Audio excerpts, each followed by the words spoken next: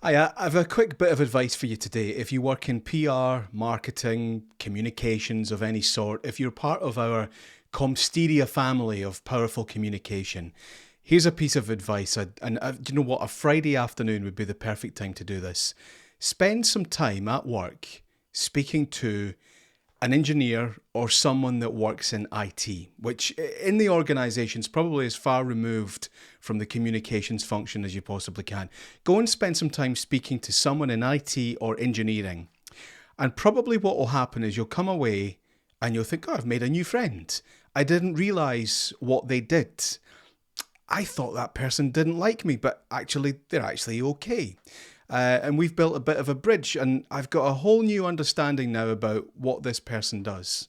Well, some of the people in your workplace will feel the same way about you as you previously did about your colleague in IT or engineering. And I think it's a really useful exercise to see yourself as others see you. So spend some time, if you can, this afternoon just chatting to that person in IT or engineering. Try and get a bit of an understanding for what they do, and then you learn a little bit about how they see you.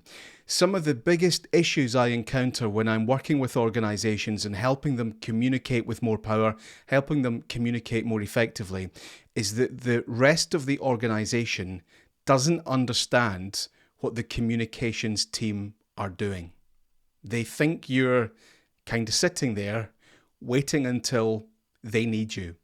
And if we're being honest, sometimes that's the way we might feel about our colleagues in IT or engineering or the finance department or whatever it is, that we don't understand how what they're doing right now fits with the wider business goals. And I've just been reading about one organization that makes everybody in the team put the goals they're working on above their desk, so that anybody walking past that's going to ask that person to do something can see the goals that they're working on, the tasks that they're focusing on, how that helps the business. And well, I was going to ask you to do this, but you know what? Actually, I could probably just do that myself, because now I see what you're doing and how important it is.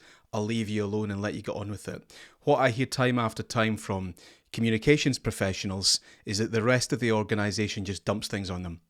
And when I go and speak to people that work in IT, they feel exactly the same.